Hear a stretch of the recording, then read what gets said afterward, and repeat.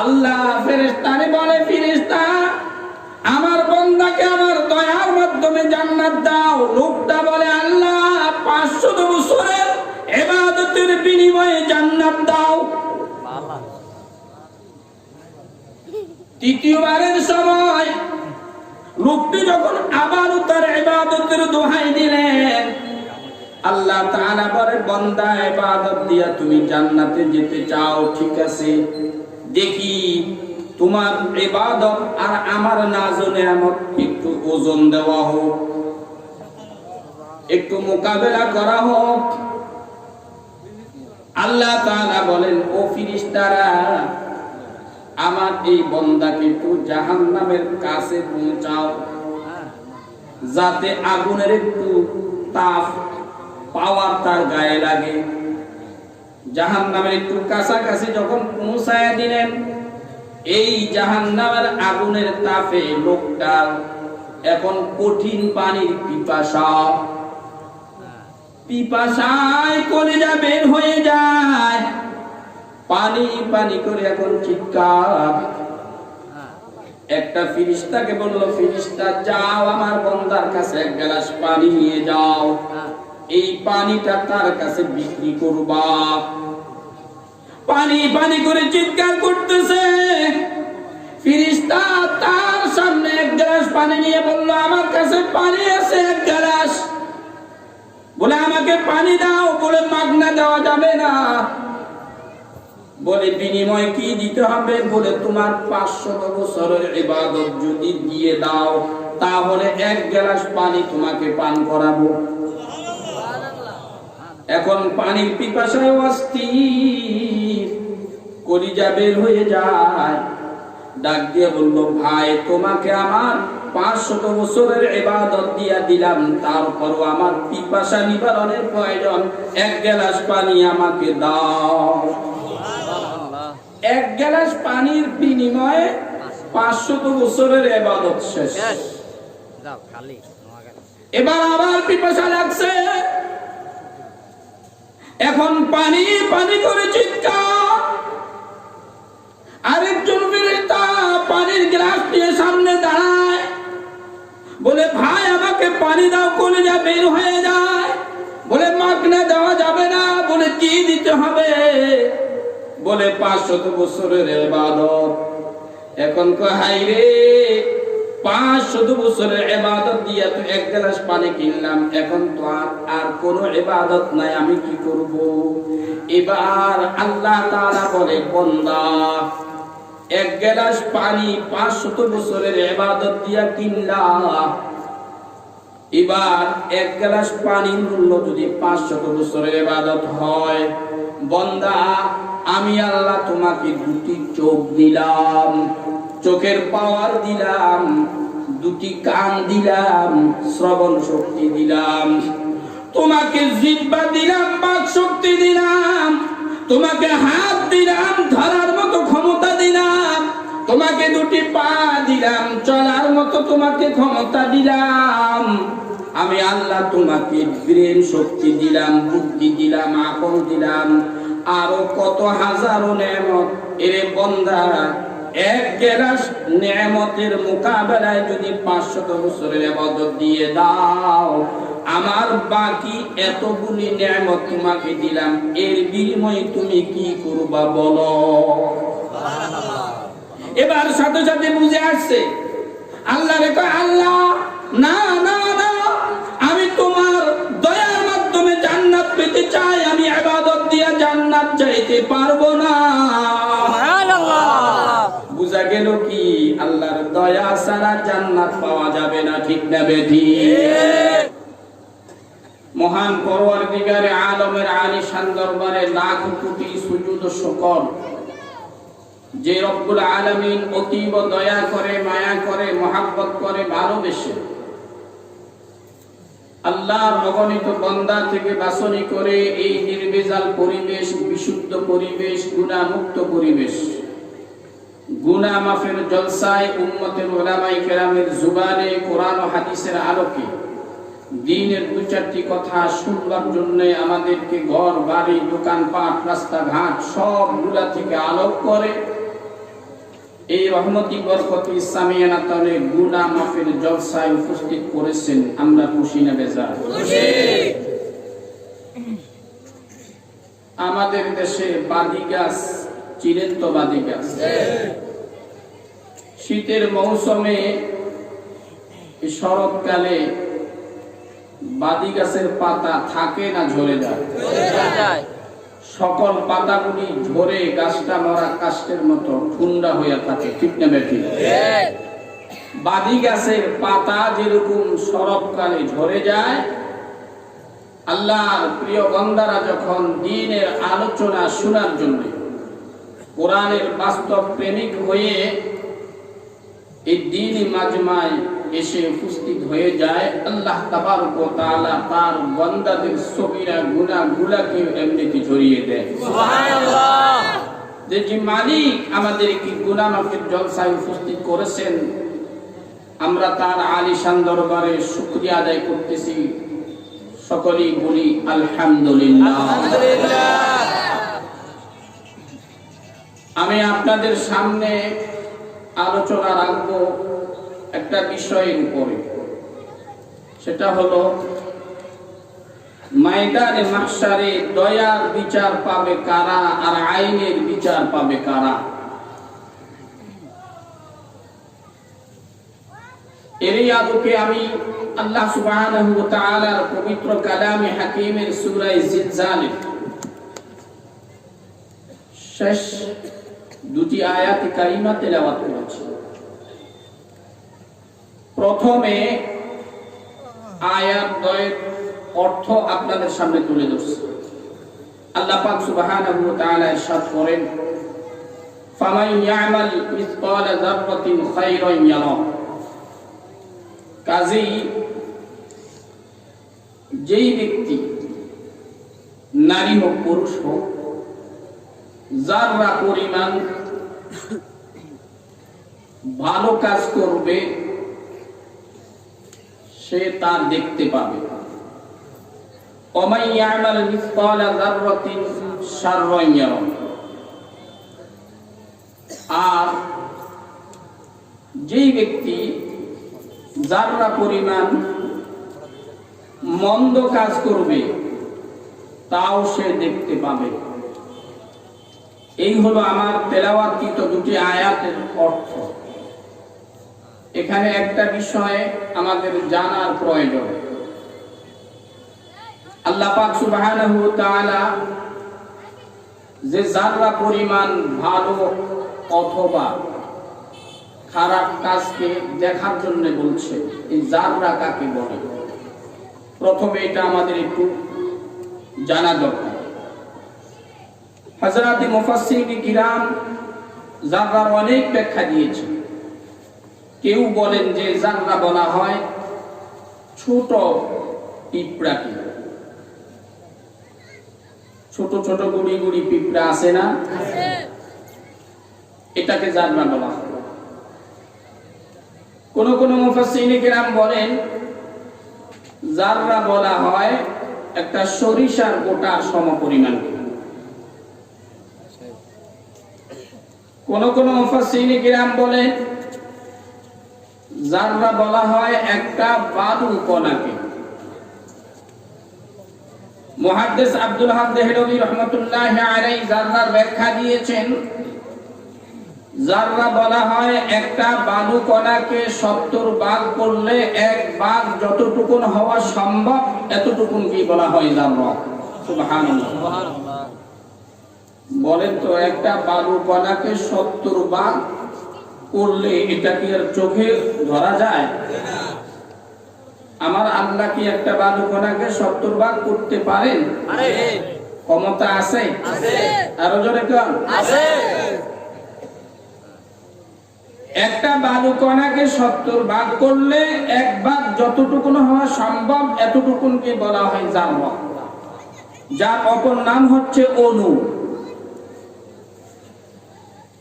এই অণুটা কেমন এটাকে বুঝাইবার জন্য মুফাসসিরিন কিরাম আরো চেষ্টা করেছে। সকালবেলায় সূর্য উদয় হইলে দুলির বেড়া বা যে কোনো নরমাল বেড়ার ছিদ্র দিয়া যখন সূর্যের আলোক রশ্মি ঢুকে, দেখবেন যে অনেক ছোট ছোট বালু কণা উড়ে। কথা বলেন ঠিক কিনা? এই সূর্যের আলোক রশ্মি ছাড়া এই বালু কণা দেখা যায় না। এটাকে বলা হয় কলু। এতটুকু পরিমাণ কেউ যদি কোনো ভালো অথবা মন্দ কাজ করে এটা সে দেখতে পাবে। কখন দেখবে? ময়দানে মাহশারে। এবার প্রশ্ন হলো, তাহলে দেখবে কেন সেই ময়দানে? আল্লাহ সুবহানাহু ওয়া তাআলা কেন দেখাবেন? এর কারণ হচ্ছে আল্লাহ পাক রব্বুল আলামিন আমাদেরকে পৃথিবীতে পাঠাইছেন পরীক্ষা করার জন্য। লিয়াবলুয়াকুম আইয়ুকুম আহসানু আমালা। আল্লাহ পাক রব্বুল আলামিন বলেন, এই জমিনের উপরে কে ভালো কাজ করে, কে খারাপ কাজ করে, আমি আল্লাহ পরীক্ষা করব। আইয়ুকুম আহসানু আমালা, তোমাদের মাঝ থেকে কে ভালো কাজ করে এটা যাচাই করব। তাহলে ভালো কাজের ভিতরেও মন্দ কাজও হবে, তাহলে ভালো কাজের যাচাই কেন করবে? কাজেই পৃথিবীতে আমল দুইটাই, হয়তো ভালো না মন্দ, ঠিক না ঠিক? এই ভালো মন্দের যাচাইটা আল্লাহ পাক রব্বুল আলামিন করবেন ময়দানে মাহশার। এখানে বান্দার ইচ্ছার উপর ছেড়ে দিয়েছে। ফামান শাআ ফালিয়ুমিন ওয়া মান শাআ ফালিয়াকফুর। যে ইচ্ছা ঈমান আনো, যার ইচ্ছা তুমি বেঈমান হয়ে থাকো। আল্লাহ পাক রব্বুল আলামিন এই পৃথিবীতে মানুষকে ভালো এবং মন্দ কাজের উপরে পাকড়াও করার জন্য বিচার বসাবেন না। প্রশ্ন আসতে পারে যে হুজুর ফাঁকে বাজে কিছু হয়? এই যে আসছে আমাদের মাঝে বিশ্বব্যাপী মহামারী করোনা ভাইরাস, যে করোনা ভাইরাসের কারণে সারা পৃথিবী এক দেশ আরেক দেশ থেকে ছিন্ন হয়ে গেছে। দেশের ভিতরে এক একটা ইউনিয়ন, এক একটা গ্রাম, এক একটা পাড়া, এক একটা বাড়ি, বাড়ির সদস্যরা একে অপর থেকে ছিন্ন ছিন্ন হয়ে আছে। কথা বলে ঠিক না বেঠিক? মনে হচ্ছে যেন আদম পয়গম্বর এই পৃথিবীর মাটিতে আগমনের পর থেকে আর এমন ঘটনা ঘটে নাই যে পৃথিবীর এক দেশ আরেক দেশ থেকে ছিন্ন হয়ে থাকবে, যোগাযোগ বিচ্ছিন্ন হয়ে থাকবে, পৃথিবী তছনছ হয়ে যাবে। এক করোনা ভাইরাস গোটা পৃথিবীকে অচল করে দিয়েছে, ঠিক না বেঠিক? এছাড়া আরো কত মুসিবত আসতেছে। এটা কেন আসে? এটা আল্লাহ পাকের দয়া। বলেন এটা কি? আল্লাহ পাক রব্বুল আলামিন বলেন, যাহারাল ফাসাদু ফিল বাররি ওয়াল বাহরি বিমা কাসাবাত আইদিন নাস লিয়ুযীকাহুম বা'দাল্লাযী আমিলু লাআল্লাহুম ইয়ারজিউন। জলে এবং স্থলে যে মুসিবতগুলি আসে এটা মানুষের হাতের কামাই বটে। আল্লাহ তাবারক ওয়া তাআলা কিছু কিছু মুসিবত দেয় কেন? যাতে আল্লাহর বান্দারা আল্লাহর দিকে ফিরে আসে। আল্লাহর দিকে ফিরে আসার জন্য, লাআল্লাহুম ইয়ারজিউন, যাতে আল্লাহর দিকে ফিরে আসে। ফিরে আসার জন্য একটু করে আল্লাহ পাক কিছু মুসিবত আর বিপদ আপদ দেয়। তবে এই পৃথিবীতে কে মন্দ কাজ করবে, কে ভালো কাজ করবে, এর জন্য আল্লাহ পাক রব্বুল আলামিন এর একটা দিন রাখছেন, বিচারের দিন। তার নাম হচ্ছে ইয়াউমুদ্দিন বা ইয়াউমুল কিয়ামাহ। ওই বিচারের দিন আমাদের আসতেছে, ওই কিয়ামতের দিনটা আসতেছে। কিয়ামত হবে, সংগঠিত হবে, এতে কোনো সন্দেহ আছে? আর জোরে কোন? কিয়ামত অবশ্যই হবে, অবশ্যই হবে, এতে কোনো সন্দেহ নাই। আল্লাহ পাক রব্বুল আলামিন কালামে হাকিমের মধ্যে বলেন, আমার কিয়ামত নিয়ে, এই বিচারের দিন নিয়ে মানুষ বিভ্রান্তির মধ্যে, দ্বন্দ্বের মধ্যে আছে। এটা কি হবে না হবে না? আম্মা ইয়াতাসাআলুন আনিন নাবাইল আযীমিল্লাযী হুম ফীহি মুখতালিফুন। নাবাই আযীম তার মানে বিচারের দিন, এই নিয়ে মানুষ দ্বন্দ্ব। কেউ বলে যে হবে, কেউ বলে যে হতেও পারে, নাও হতে পারে। আর ঈমানদার যারা, তারা নিশ্চিতভাবে বলে যে বিচারের দিন অবশ্যই একদিন আসতেছে, হবে। কথা বলে ঠিক না বেঠিক?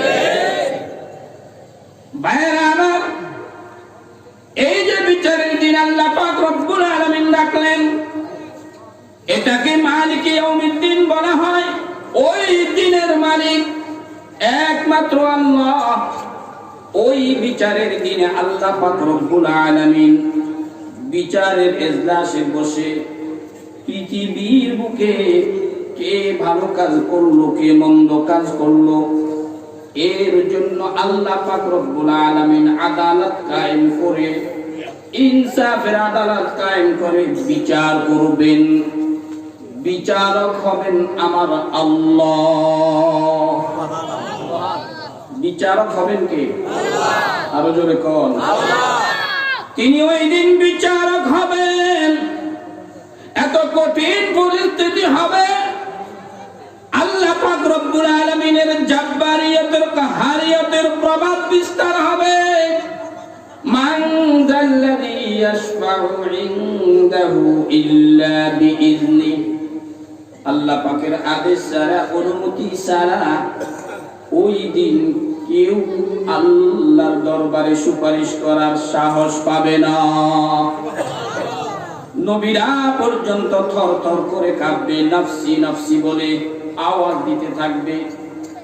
ওই কঠিন বিচারের দিন আল্লাহ পাক রব্বুল আলামিন যে বিচার করবেন ভাই, ওই বিচারটা হবে দুই ধরনের। কয় ধরনের? দুই ধরনের। আরো জোরে কর। দুই ধরনের। বিচারটা হবে দুই ধরনের। একটা হবে দয়ার বিচার, আর একটা হবে আইনের বিচার। একটা কথা মেমোরির ভিতরে রাখতেই হবে, আল্লাহর দয়ার বিচার ছাড়া জান্নাত পাওয়া যাবে না। আইনের বিচার যদি হয়, জাহান্নাম ছাড়া উপায় থাকবে না। সবকটা শুনান তো আমার। বিচার হবে কয় ধরনের? দুই ধরনের। একটা হবে দয়ার বিচার, আর একটা হবে দয়ার বিচার, আর একটা হবে আইনের বিচার। আল্লাহর দয়ার বিচার ছাড়া জান্নাত পাওয়া যাবে না। আইনের বিচার যদি হয়, জাহান্নাম ছাড়া উপায় থাকবে না। এখন প্রশ্ন হলো, হুজুর, আল্লাহর দয়ার বিচার পাবে কারা, আর আইনের বিচার পাবে কারা? জানার দরকার আছে না? কারা কারা জানতে রাজি? নারায়ে তাকবীর, নারায়ে তাকবীর। কারা দয়ার বিচার পাবে, কারা আইনের বিচার পাবে, এই আলোচনাটুকু এখানে করলেই বাড়ি ঘরে যাওয়া লাগবে না। এখানেই বসে আমি আমার হিসাবটা নিতে পারবো, আমি কি দয়ার বিচার পাবো না আইনের বিচার পাবো। ভাইরা আমার, কারা দয়ার বিচার পাবে, কারা আইনের বিচার পাবে, এই আলোচনাটার পূর্বে একটু পরিষ্কার করা দরকার। আল্লাহর ইনসাফের আদালতে কিয়ামতের দিন কঠিন মুসিবতের মুহূর্তে যে বিচারটা হবে, এই দয়ার বিচারটা কেমন হবে, কেমন হবে দয়ার বিচার, একটু পরিষ্কার করা দরকার। কিতাবের মধ্যে আছে, আল্লাহ পাক রব্বুল আলামিন বিচারের এজলাসে বসে তার কিছু বান্দাদেরকে ডাক দিবে, এ বান্দা বান্দারে যখন ডাক দিবে, ওরা যখন আল্লাহর কুদরতের সামনে দাঁড়াবে, থর থর করে কাঁপতে শুরু করবে। আল্লাহু আকবার। আল্লাহ পাক ডাক দিবে, থর থর করে কাঁপবে। আল্লাহ পাক রব্বুল আলামিন বলবেন, কি রে বান্দা, জমিনের বুকে তুমি যে বসবাস করছিলা, আমি আল্লাহ যাচাই করার জন্য তোমাকে ভালো মন্দের সুযোগ দিয়েছি। তুমি ভালো কাজের জায়গায় মন্দ কাজ বেশি করেছো। তোমার মন্দ কাজের কারণে গুনাহের পাল্লা ভারী হয়ে গেছে, নেকের পাল্লা হালকা হয়ে গেছে। তোমার ঠিকানা জাহান্নাম। যাও বান্দা যাও, তোমার ঠিকানা জাহান্নাম, জাহান্নামের দিকে যাও। আল্লাহ পাক রব্বুল আলামিন আদেশ দিবে। ভাইরা আমার, আল্লাহ পাক রব্বুল আলামিনের আদেশ পাওয়ার সাথে সাথে আল্লাহর ওই বান্দাগুলি জাহান্নামের দিকে এত স্পিরিট নিয়ে দৌড় মারবে, ডাইনে বামে সামনে পিছনে তাকাবে না। দৌড়তে দৌড়তে দৌড়তে দৌড়তে দৌড়তে দৌড়তে জাহান্নামের যখন কাছাকাছি যাবে, দ্বার প্রান্তে যাবে, এই সময়ের ভিতরে আমার মালিক আল্লাহ ডাক দিয়ে বলবে, এই বান্দা দাঁড়াও, বান্দা দাঁড়াও। আল্লাহর গোলামেরা দাঁড়ায়া যাবে। আল্লাহ পাক রব্বুল আলামিন প্রশ্ন করবেন, জিজ্ঞেস করবেন, কিরে বান্দা, আমি আল্লাহ আদেশ দিতে দেরি, জাহান্নামের দিকে দৌড়তে দেরি করলি না, ব্যাপারটা কি? ডাইনে বামে তাকাইলি না, এত স্পিড নিয়ে জাহান্নামের দিকে দৌড়তে শুরু করলি, ব্যাপারটা কি? আল্লাহর ওই গোলামেরা জবাব দিবে, মাবুদ, দুনিয়ার জমিনে তোমার বহু ডাক আসছে, তোমার বড়ত্বের বহু কথা আসছে, ঈমানের দুর্বলতার কারণে ডাকে সাড়া দিতে পারি নাই, উল্টা ভাবে চলছি। আজকের এই কঠিন মুহূর্তে তোমার আদেশ আসছে জাহান্নামের দিকে যাওয়ার জন্য। এই আদেশ যদি পালন না করি, আমার তো আর কোনো উপায় থাকবে না। এই জন্য তুমি আদেশ দিতে দেরি, আমি জাহান্নামের দিকে দৌড়তে দেরি করলাম না। বান্দা যখন এই জবাব দিবে, আল্লাহ পাক রব্বুল আলামিনের দয়া মায়া প্রেম মুহাব্বত আর ভালোবাসার সমুদ্রে জোয়ার এসে যাবে, ঢেউ খেলতে থাকবে রহমতে ওকে বাহানা মিজয়াদ। ঢেউ খেলতে থাকবে রহমতের দয়ার সমুদ্রে, জোয়ার এসে যাবে, আর সাথে সাথে বলবে, যা এ বান্দা যা, আমি আল্লাহ তোরে ক্ষমা করে দিলাম, জান্নাতের দিকে চলে যা।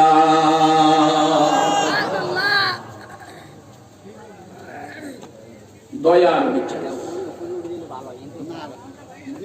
এইভাবে আল্লাহ পাক রব্বুল আলামিন আরো দয়ার বিচার করবেন। এই দয়ার বিচার ছাড়া জান্নাত যাওয়া বড় কঠিন। কথা বলেন ঠিক না ঠিক? নেক আমল দিয়া জান্নাতে যাইতে পারবে এরকম বালা বলার সাহস আছে? আরো যেরকম সাহস নাই। আল্লাহর দয়া ছাড়া জান্নাত পাওয়া যাবে না।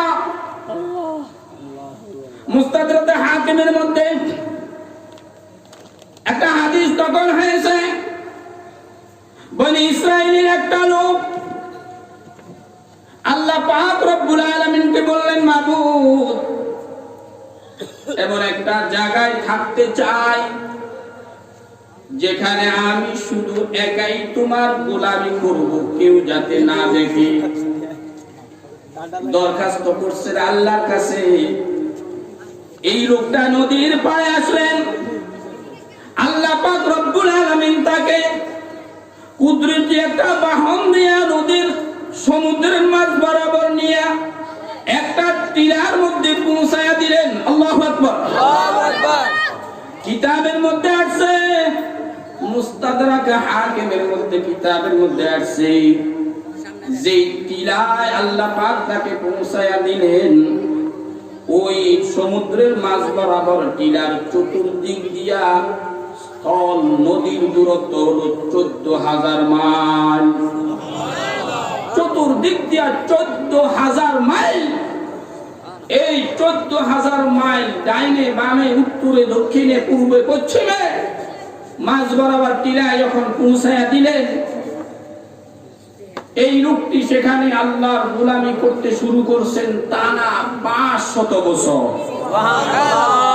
কত বছর? 500 বছর। সে যে সেখানে আল্লাহর ইবাদত করতেছেন, চতুর্দিক দিয়া পানি আর পানি, মাঝখানে একটা টিলা। ওই পানিগুলাও ভালো না, লবণাক্ত, খাওয়ার উপযোগী না, পানের উপযোগী না। আল্লাহ তাআলা তার পানির ব্যবস্থা করে দিলেন। ওই টিলার মাছ থেকে একটা আঙ্গুলের ছিদ্র বরাবর একটা ছিদ্র কইরা দিছে। ওই ছিদ্র দিয়া পানি উঠতেছে। আল্লাহর গোলাম ওই ছিদ্র থেকে দৈনিক 1 গ্লাস পানি পান করে। পানিগুলো অত্যন্ত সুস্বাদু এবং খুবই মিষ্টি। সুবহানাল্লাহ। লোকটা খাবে কোত্থেকে? আল্লাহ পাক রব্বুল আলামিন ওই টিলার পাশে একটা ডালিম গাছ সৃষ্টি করে দিছে। কি গাছ? ডালিম গাছ। ডালিম গাছ সৃষ্টি করে দিছে। ওই গাছের ডালিম ধরতেছে। আল্লাহ এই গোলাম ওই গাছ থেকে দৈনিক একটা ডালিম ছিঁড়ে খায়। আর ওই যে আঙ্গুলের ছিদ্র বরাবর পানি উঠে, এখান থেকে 1 গ্লাস পানি পান করে। এই একটা ডালিম আর 1 গ্লাস পানি পান কইরা এইভাবে 500 বছর আল্লাহর ইবাদতে সে ব্যস্ত। সুবহানাল্লাহ। এবার আল্লাহর কাছে দরখাস্ত করে, আল্লাহ তুমি তো আমার মৃত্যু দিবা। মানুষ তো মরণশীল, মৃত্যুর হাত থেকে কেউ রেহাই পাবে না। তোমার কাছে আমার 2টা দরখাস্ত। একটা দরখাস্ত হলো, আল্লাহ আমার মৃত্যু দিবা সিজদারত অবস্থায়। 2 নম্বর দরখাস্ত, আমার এই দেহটাকে তুমি অক্ষুণ্ণ রাখবা, যাতে মাটি এটাকে গ্রাস করতে না পারে। আল্লাহ পাকের নবী বলেন, আমার উম্মত শুনো, আল্লাহ তাআলা তার এই 2টা দরখাস্ত মঞ্জুর করেছে। আল্লাহু আকবার। আল্লাহু আকবার। সিজদায় যখন গেল, আজরাইল তার রূহটা বের করে নিল। ওই সিজদারত অবস্থায় এখনো সে পৃথিবীতে আছে, মাটি তাকে খেতে পারবে না, কিয়ামত পর্যন্ত এইভাবে অক্ষুণ্ণ থাকবে। সাহাবীরা প্রশ্ন করলেন, ওগো আল্লাহর নবী, এই লোকটাকে কি কেউ কোনোদিন দেখছে নাকি? আল্লাহর হাবিব বলে, দেখা তাকে সম্ভব না। ওই জায়গায় টিলায় পৌঁছাও তার জন্য সম্ভব না।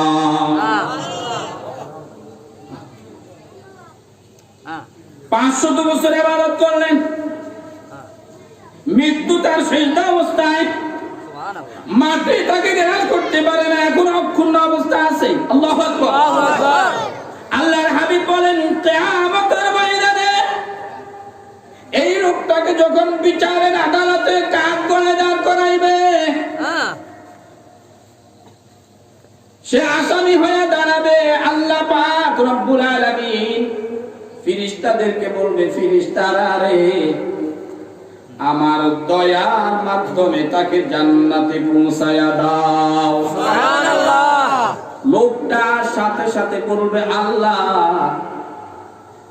আমি আমার 500 বছরের বেরিয়ে ইবাদত কেউ দেখে নাই, তুমি দেখেছো, তোমার জন্যই করেছি। এই নিখুঁত 500 বছরের ইবাদতের মাধ্যমে জান্নাত দাও। সুবহানাল্লাহ। আল্লাহ ফেরেশতারে বলে, ফেরেশতা আমার বান্দাকে আমার দয়ার মাধ্যমে জান্নাত দাও। লোকটা বলে, আল্লাহ 500 বছরের ইবাদতের বিনিময়ে জান্নাত দাও। তৃতীয়বারের সময় লোকটি যখন আবার তার ইবাদতের দোহাই দিলেন, আল্লাহ তাআলা বলে, বান্দা ইবাদত দিয়া তুমি জান্নাতে যেতে চাও, ঠিক আছে, দেখি তোমার ইবাদত আর আমার নাজনে আমার একটু ওজন দেওয়া হোক, একটু মোকাবেলা করা হোক। আল্লাহ তাআলা বলেন, ও ফেরেশতারা, আমার এই বান্দাকে একটু জাহান্নামের কাছে পৌঁছাও, যাতে আগুনের একটু তাপ পাওয়ার তার গায়ে লাগে। জাহান্নামের একটু কাছাকাছি যখন পৌঁছায় দিলেন, এই জাহান্নামের আগুনের তাপে লোকটার এখন কঠিন পানির পিপাসায় কলিজা বের হয়ে যায়, পানি পানি করে এখন চিৎকার।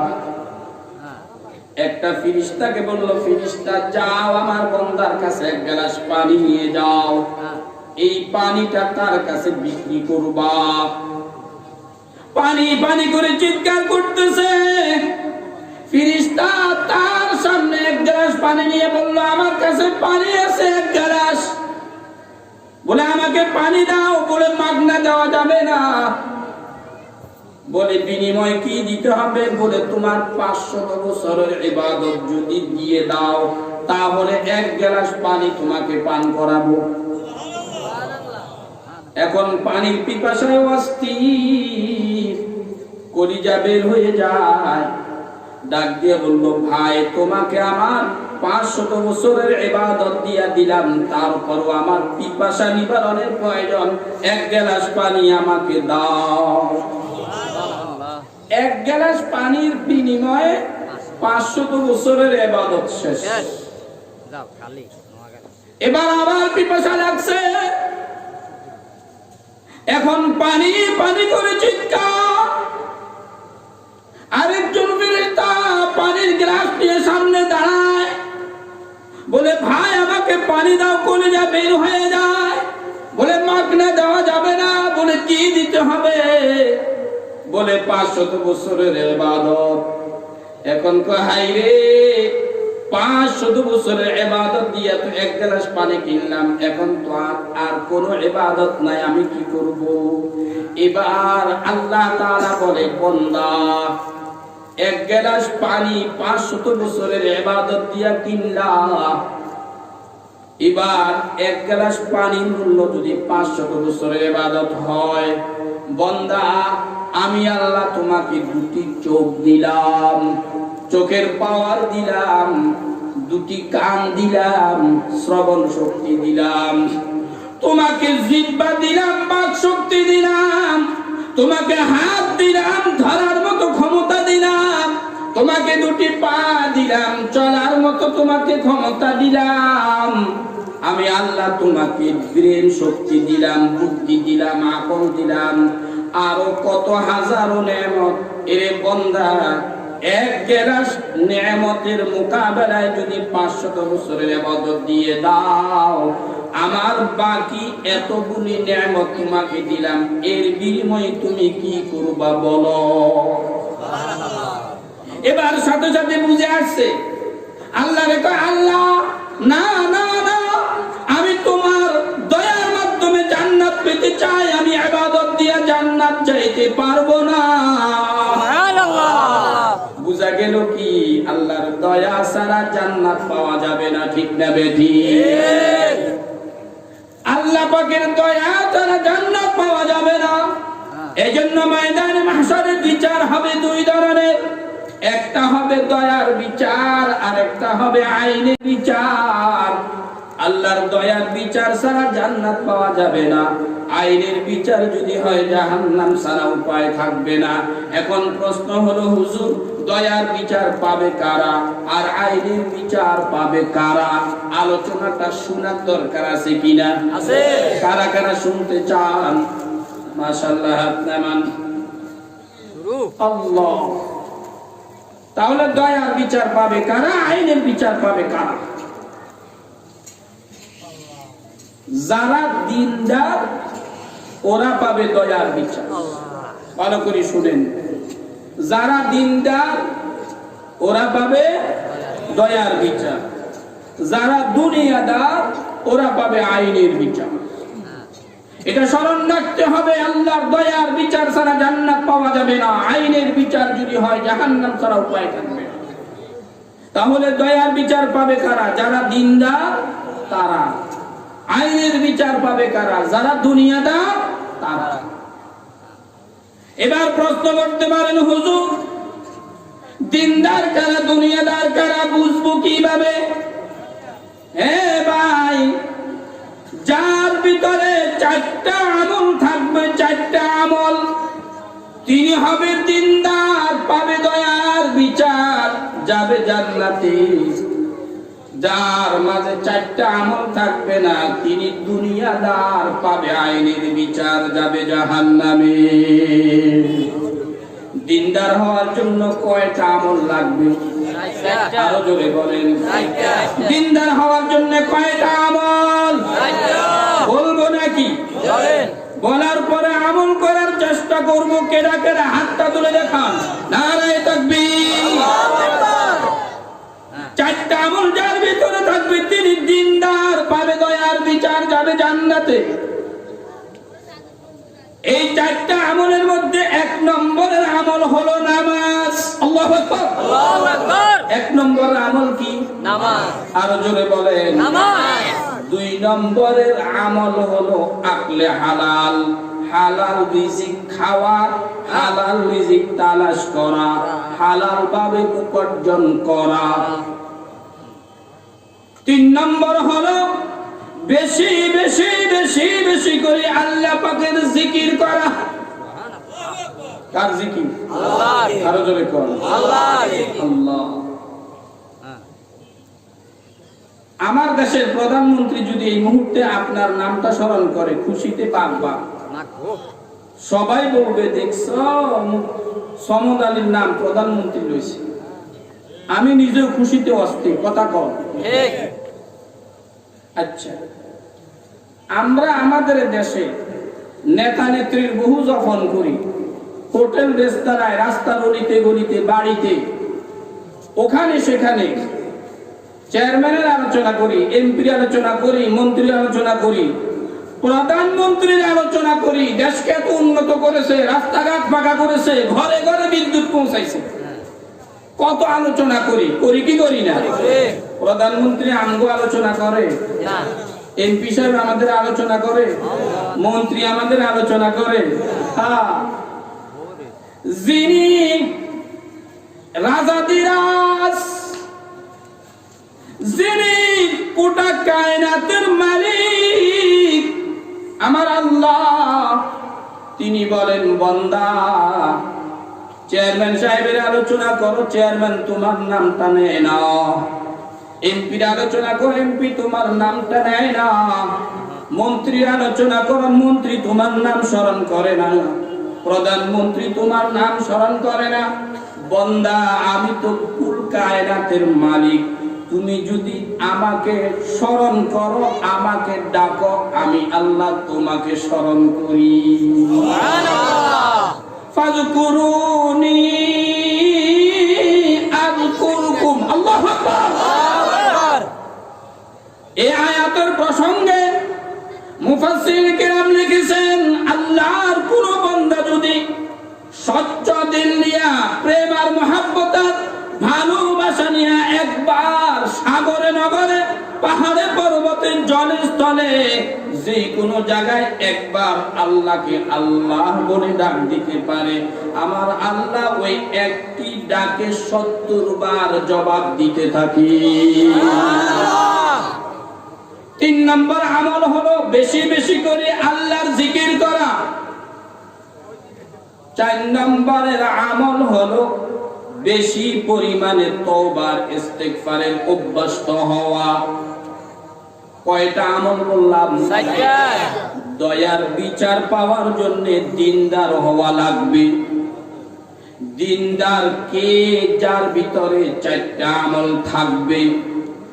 1 নম্বরের আমল হলো নামাজ। বলেন, 1 নম্বরের আমল কি? নামাজ। দিনদার হওয়ার জন্য 2 নম্বরের আমল হলো হালাল রিজিক তালাশ করা, হালাল উপার্জন করা, হালাল খাওয়া। 3 নম্বর হলো বেশি বেশি করে কাকে স্মরণ করা? আল্লাহকে। কার জিকির করা? আল্লাহ। চলতে ফিরতে উঠতে বসতে সর্ব অবস্থায় স্মরণ করব কাকে? আল্লাহকে। 4 নম্বর হলো বেশি বেশি করে তওবা ইস্তেগফার করা। এই 4টা আমল যার ভিতরে থাকবে তিনি দিনদার, পাবে দয়ার বিচার, যাবে জান্নাতে। সুবহানাল্লাহ। 4টা আমল যার ভিতরে থাকবে না তিনি দুনিয়াদার, পাবে আইনের বিচার, যাবে জাহান্নামে। ভাইরা আমার, 4টা আমলের মধ্যে 1 নম্বর আমল কি? আরো জোরে বলেন। নামাজ। ভয় লাগে নাকি আওয়াজ দিয়ে বলতে? না। 1 নম্বর আমল কি? আরো জোরে বলেন। আল্লাহ আঙ্গু বিতে। আইনা মাঝে নজদীকে আল্লাহ মিসলে নূর, আওয়াজ শুনো কিলে ভাই। বেনামাজি হোতা है रहमत से दूर। হ্যাঁ। এই নামাজ সম্পর্কে ছোট্ট একটা কথা বলবো, বলতাম? বলেন। রাগ করবেন নি? জি না। হ্যাঁ? একবার সহজ সুন্দর মদ্দা কথা। যিনি নামাজি তিনি দিনদার, আল্লাহর বন্ধু। যিনি বেনামাজি তিনি দুনিয়াদার, ইবলিসের বন্ধু। বলেন আবার, যিনি নামাজি তিনি দিনদার, কার বন্ধু? আল্লাহর বন্ধু। আওয়াজটা আসতে আল্লাহর বন্ধু। আর যিনি বেনামাজি তিনি দুনিয়াদার, শয়তানের বন্ধু। একবারে সহজ মদ্দা কথা, হৃদয় অঙ্গম করার জন্য এটাই যথেষ্ট। যুবক ও পর্দানিসীন মা, তোমার বিচার তুমি নিয়ে নাও। মসজিদের ইমাম সাহেব তোমার ব্যাপারে ফতোয়া দেওয়া লাগবে না। তুমি যদি নামাজি হও তুমি আল্লাহর প্রিয় বন্ধু অথবা বান্দি। তুমি যদি বেনামাজি হও তুমি ইবলিসের বন্ধু, দুনিয়াদার। আমি একটা প্রশ্ন আপনাদের মাঝে রাখতে চাই, আমরা কার বন্ধু হতে চাই? আল্লাহ। আরো জোরে কর। কারা কারা আল্লাহর বন্ধু হতে চান? নারায়ে তাকবীর, নারায়ে তাকবীর। যে আল্লাহর বন্ধু যে হবে আল্লাহ তাকে দিবে কোথায়? জান্নাত না জাহান্নাম? আরো জোরে কর। জান্নাত। জান্নাতে যাইতে রাজি আছেন না জাহান্নামে যাইবে? জান্নাতে। যদি জাহান্নামে যেতে চান তো মিস্টার ইবলিসের বন্ধু হবেন নামাজ না পড়লে। যুবক ভাই, কেউ বলা লাগবে না, তুমি যদি নামাজ না পড়ো নির্দ্বিধায় তুমি ইবলিসের বন্ধু, আল্লাহর দুশমন। আর যদি তুমি নামাজ পড়ো তাহলে তুমি আল্লাহর বন্ধু, ইবলিসের দুশমন।